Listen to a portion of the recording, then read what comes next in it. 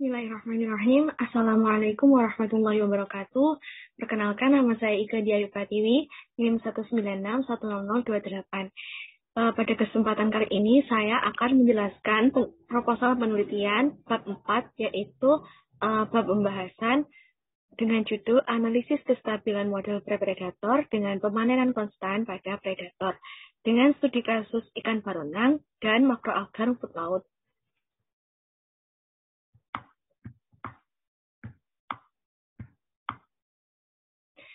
Kita masuk pada subbab yang pertama, yaitu model predator dengan pemanenan konstan pada ikan predator. Pada penelitian ini melanjutkan penelitian oleh Carr dan Chakraborty, di mana penelitian ini mengkaji mengenai model predator dengan pemanenan konstan pada ikan predator. Pada model ini terjadi interaksi antara populasi ikan predator dengan prey yang mengakibatkan adanya pemangsaan. Selain itu, pada penelitian oleh Carr dan Chakraborty terdapat pemanenan pada populasi ikan prey. Akan tetapi pada penelitian ini kita melakukan pemanenan pada populasi ikan predator. Nah, untuk memudahkan dalam membuat model predator ini, maka diberikan diagram seperti yang ditampilkan pada layar. Nah, pada diagram tersebut menunjukkan bahwa laju pertumbuhan predator sebesar Rx itu adalah pertumbuhan predator secara alami. Sementara itu, laju per kapita populasi predator menurun sebesar R per K untuk setiap meningkatnya predator karena terbatasnya daya dukung lingkungan. Nah, ada interaksi antara prey dan predator yang menyebabkan penurunan pada populasi predator karena terdapat laju relatif peningkatan.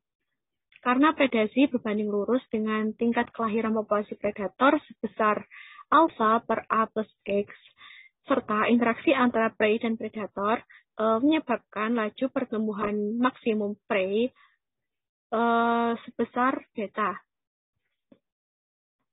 Interaksi yang terjadi antara ikan predator dan prey menimbulkan dampak negatif bagi prey, yaitu laju kematian prey karena pemangsaan sebesar gamma.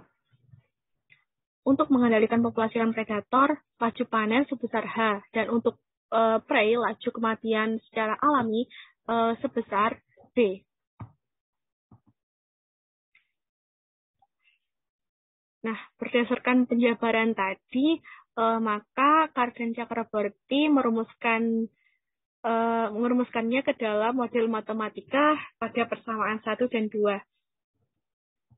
Di mana ada dua persamaan, ya. Yang pertama yaitu dxt per dt, di mana xt ini adalah jumlah populasi predator pada waktu t, sama dengan rxt.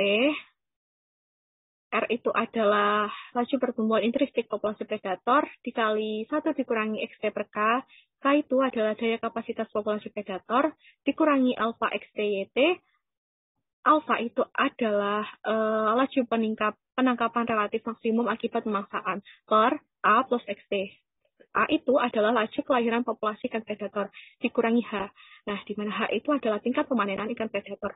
Kemudian untuk persamaan kedua, di mana itu adalah jumlah populasi prey pada waktu T, sama dengan negatif B dikali YT, di mana B ini adalah laju kematian alami prey, ditambah beta kali XTYT, di mana beta ini adalah laju pertumbuhan maksimum prey per A ditambah XT, dikurangi gamma dikali YT kuadrat, di mana gamma ini adalah laju kematian prey akibat pemangsaan. Nah, di mana R, K, alfa, beta, gamma, A, B, dan H itu adalah parameter positif.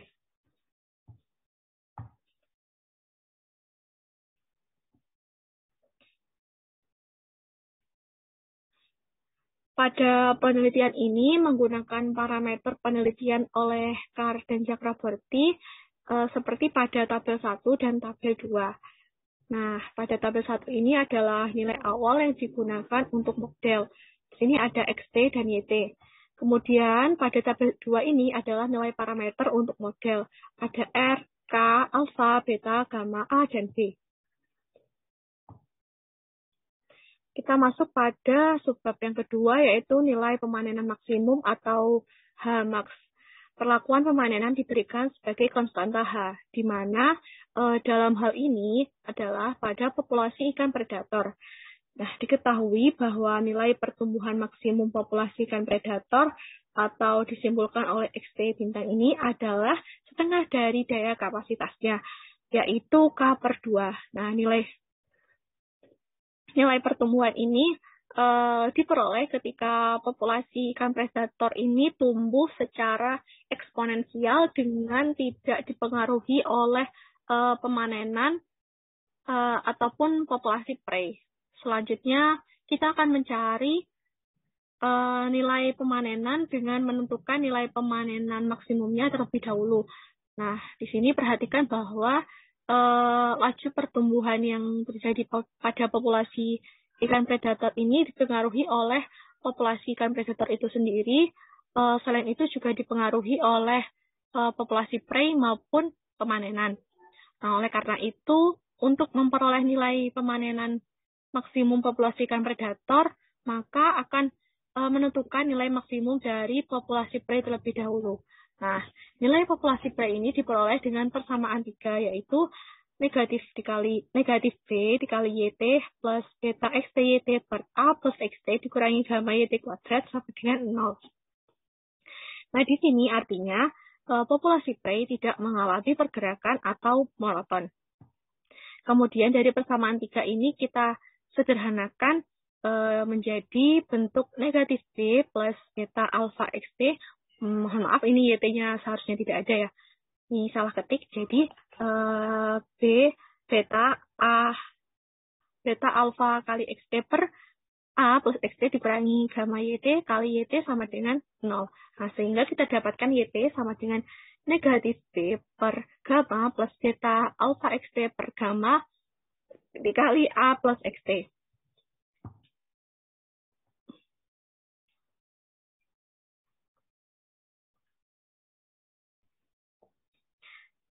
Kemudian kita substitusikan nilai populasi maksimum prei YT dengan nilai pertumbuhan maksimum predator, sehingga kita peroleh nilai pemanenan maksimum populasi pada ikan predator atau Hmax adalah RK per 4 plus alfa B kali K per gamma 2A plus K dikurangi beta alfa kuadrat dikali K kuadrat per gamma dikali 2A plus K kuadrat.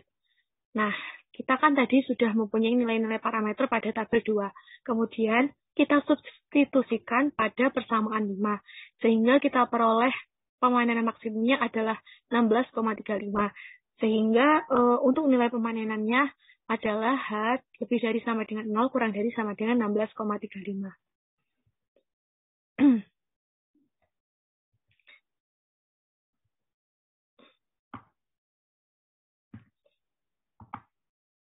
Kemudian kita masuk pada subbab yang ketiga, yaitu menganalisis model predator dengan pemanenan konstan pada ikan predator pada saat salah satunya tidak ada. Nah, jadi mungkin prey yang tidak ada atau predator yang tidak ada.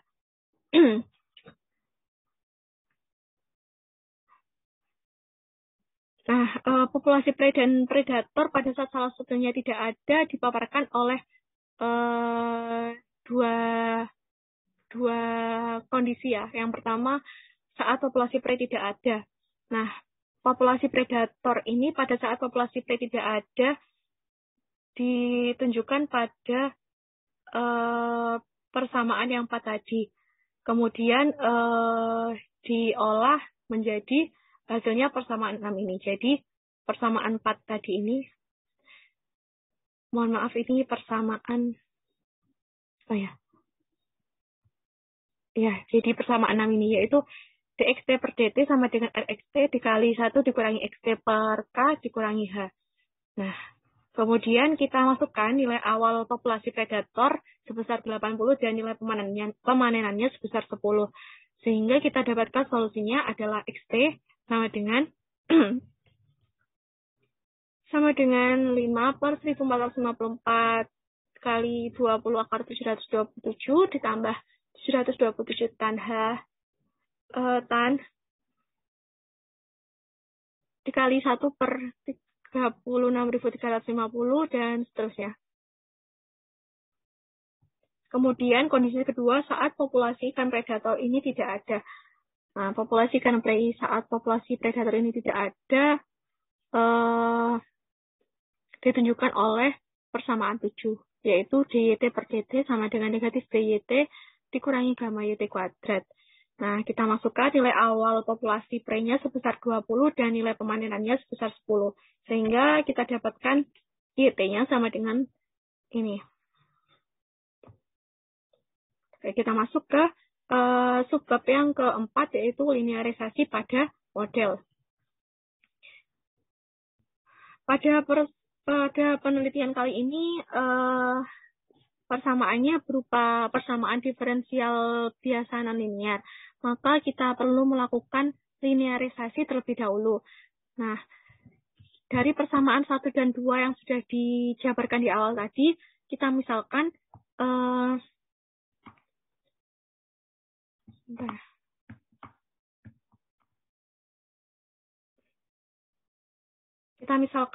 dxt per dt-nya ini adalah fx, y dan dt per dt-nya ini adalah gx, y. Nah, selanjutnya kita lakukan linearisasi menggunakan deret Taylor. Nah, kita lakukan linearisasi yaitu yang pertama dut per dt dan yang kedua dvt per dt. Nah, di mana untuk setiap ut itu sama dengan xt dikurangi x, vt itu sama dengan yt dikurangi y, dan untuk fxy sama dengan gxy itu diperoleh dut per dt sama dengan df x, y kali ut ditambah df x, y per dy kali vt. Dan dvt per dt itu sama dengan do gx, y per do x kali ut plus do gx, y dikali per do y kali vt. Nah, dari sistem tadi kita dapat tuliskan dalam bentuk matriks seperti ini. Kemudian kita peroleh hasil linearisasi dari sistem tersebut dengan titik keseimbangan x, y-nya adalah do f per do x, do f per do y, do g per do x, dan do g per do y. Kemudian kita substitusikan dan kita turunkan sehingga kita dapatkan bentuk linearnya seperti pada persamaan 7. Kita masuk pada subbab yang kelima, yaitu menentukan titik kesetimbangan. Nah, pada persamaan 1 dan 2 tadi, kita misalkan dxt per dt-nya sama dengan 0 dan dyt per dt-nya sama dengan 0. Sehingga kita dapatkan persamaan 8 dengan dxt per dt-nya sama dengan 0. Kemudian persamaan 9 dengan dyt per dt-nya sama dengan 0. Nah, kita lakukan dengan 3 cara. Yang pertama yaitu ketika xt-nya sama dengan 0. Nah, kita misalkan xt-nya sama dengan 0. Selanjutnya kita substitusikan ke persamaan 9. Sehingga kita dapatkan yt dikali negatif b dikurangi gamma yt sama dengan 0. Nah, dari sini kita peroleh yt-nya ini sama dengan 0. Nah, untuk titik pertama kesetimbangan ini, untuk titik kesetimbangan pertama ini adalah 0,0. Nah, ini berarti bahwa jika populasi prei tidak ada, maka populasi ikan predator juga tidak ada. Karena tidak adanya sumber makanan untuk populasi ikan predator. Nah, untuk yang kedua yaitu ketika yt-nya sama dengan 0. Kita misalkan yt-nya sama dengan 0, kemudian kita substitusikan ke dalam persamaan 8, maka kita peroleh xt 1,2-nya itu k plus minus k per r akar r kuadrat plus 4h kali r per k per 2. Sehingga kita peroleh xt 1-nya itu k plus k per r akar r kuadrat plus 4h r per k per 2. Dan xt 2-nya k dikurangi k per r akar r kuadrat plus 4h r per k per 2. Sehingga kita peroleh titik keseimbangan keduanya yaitu k plus k per r akar r kuadrat plus 4h r per k per 2,0. Dan kita substitusikan sehingga kita hasilkan kita kita dapatkan 71,36,0. Sehingga untuk titik kesetimbangan yang ketiga itu adalah K dikurangi K per R akar R kuadrat plus 4H R per K per 2,0. Kemudian kita substitusikan juga sehingga kita dapatkan hasilnya 28,63,0. Nah, di sini artinya jika populasi prei tidak ada, maka populasi ikan predator tetap dapat bertahan hidup meskipun dilakukan pemanenan pada populasi ikan predator. Kemudian yang ketiga, ketika XT tidak sama dengan 0 dan YT tidak sama dengan 0. Nah, kita misalkan lagi XT-nya ini sama dengan 0. Kemudian kita substitusikan ke dalam persamaan 9. Nah, kita dapatkan negatif. Kita dapatkan ini. YT sama dengan negatif B per gamma plus beta alpha XT per gamma A plus XT. Sedangkan pada persamaan 8, kita dapatkan persamaan 8 yang ini kita dapatkan RXT dikali 1 dikurangi XT per K dikurangi alpha XT dikali negatif B per gamma plus beta alpha XT per gamma A plus XT per A plus XT dikurangi H sama dengan 0. Kemudian kita peroleh negatif RXT kuadrat per K plus RXT dikurangi alpha XT dikali negatif B per gamma A plus XT ditambah beta alpha XT per gamma A plus XT kuadrat negatif dikurangi H sama dengan 0. Nah, maka jika kita substitusikan tabel 2 tadi pada persamaan 12, maka kita dapatkan dua nilai, yaitu 6,41 dan 88,33. Sehingga kita dapatkan pula dua titik kesetimbangan yang keempat dan titik kesetimbangan yang kelima, yaitu yang keempat adalah 46,98,5,78 serta titik kesetimbangan yang kelima yaitu 49,81,5,84. Kemudian kita masuk ke subbab yang keenam, yaitu menganalisis kestabilan pada titik kesetimbangan.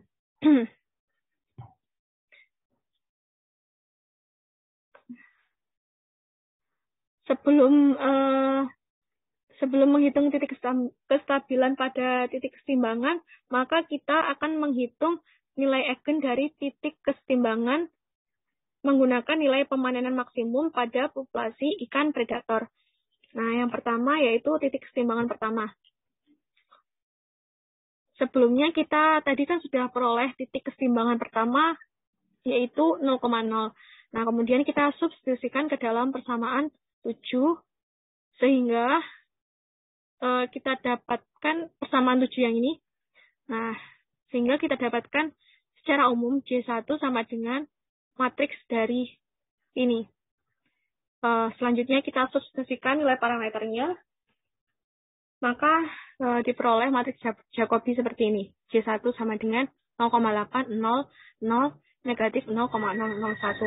Kemudian nilai eigennya dicari dengan determinan A dikurangi lambda I sama dengan 0. Kemudian kita olah sehingga kita peroleh nilai eigennya adalah lambda 1 sama dengan 0,8 dan lambda 2 sama dengan negatif 0,001.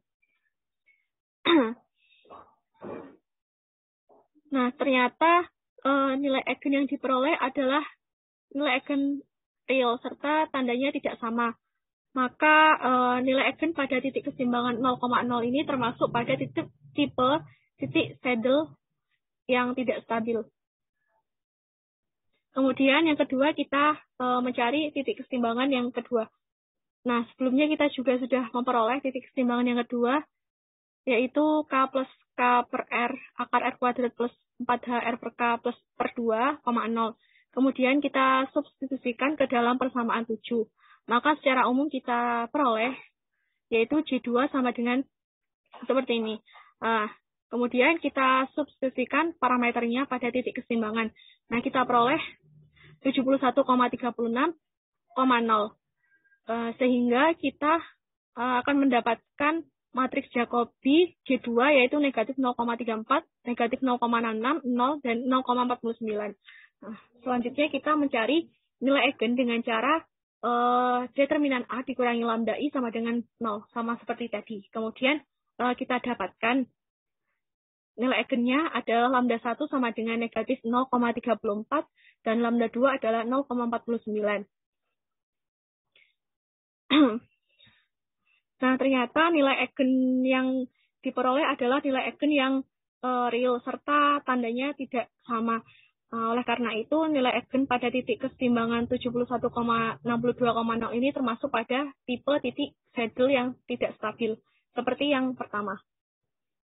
Kemudian kita akan mencari titik keseimbangan yang ketiga. Nah, sebelumnya tadi juga sudah diperoleh titik keseimbangan yang ketiga, yaitu K dikurangi K per R, akar R kuadrat plus 4HR per K per 2,0. Nah, kemudian kita substitusikan ke dalam persamaan 7. Nah, secara umum kita dapatkan J3 sama dengan ini. Nah, kemudian kita substitusikan parameternya pada titik keseimbangannya, kita peroleh 28,64,0. Sehingga kita dapatkan matriks Jacobi-nya adalah 0,34, negatif 0,56, 0, dan 0,42. Selanjutnya kita juga akan mencari nilai eigennya sama seperti tadi dengan cara determinan A dikurangi lambda I sama dengan 0. Kemudian kita substitusikan, kita masukkan. Nah, kemudian sehingga kita peroleh lambda satunya itu 0,34 dan lambda 2-nya itu 0,41. Nah, ternyata nilai eigen yang diperoleh adalah nilai eigen real serta tandanya sama. Maka nilai eigen pada titik keseimbangan 5,28,0 ini termasuk pada tipe simpul atau node yang tidak stabil karena nilai eigen bertanda positif. Kemudian titik keseimbangan yang keempat. Kita peroleh tadi titik keseimbangan yang 4, yaitu 46,98,5,78. Nah, selanjutnya kita substitusikan ke dalam persamaan 7. Kita peroleh seperti yang ada di layar, kemudian kita akan mencari nilai eigennya seperti tadi caranya, yaitu dengan cara determinan A dikurangi lambda I sama dengan 0. Kita substitusikan sehingga kita peroleh nilai eigennya yaitu lambda 1 adalah 0,022 serta lambda 2 adalah negatif 0,45. Nah, di sini ternyata nilai eigen yang diperoleh adalah nilai eigen yang real serta tandanya berbeda. Maka nilai eigen pada titik keseimbangan 46,98,5,78 ini termasuk pada tipe titik saddle yang tidak stabil karena terdapat nilai eigen yang bertanda positif.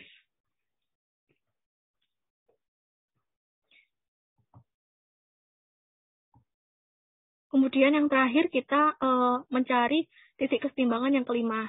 Nah, tadi kita sudah memperoleh titik keseimbangan yang kelima yaitu 49,81,5,84. Nah, kemudian kita substitusikan ke dalam persamaan 9. Dan selanjutnya kita mencari nilai eigen dengan cara determinan A dikurangi lambda I sama dengan 0. Kita substitusikan sehingga kita peroleh nilai eigennya yaitu lambda 1 sama dengan negatif 0,022 dan lambda 2 yaitu negatif 0,45. Ternyata nilai eigen yang diperoleh adalah nilai eigen real serta tandanya sama. Maka nilai eigen pada titik keseimbangan 88,33,6,30 ini termasuk pada titik simpul atau node yang stabil. Karena kedua nilai eigen bertanda negatif. Sehingga tipe kestabilan pada keseimbangan ini merupakan kestabilan asimptotik. Nah, hal ini menunjukkan bahwa populasi ikan predator dan prey dapat hidup berdampingan meskipun dilakukan pemanenan pada ikan predator.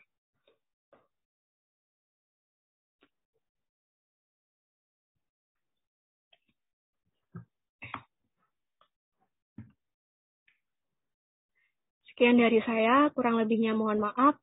Assalamualaikum. Terima kasih. Wassalamualaikum warahmatullahi wabarakatuh.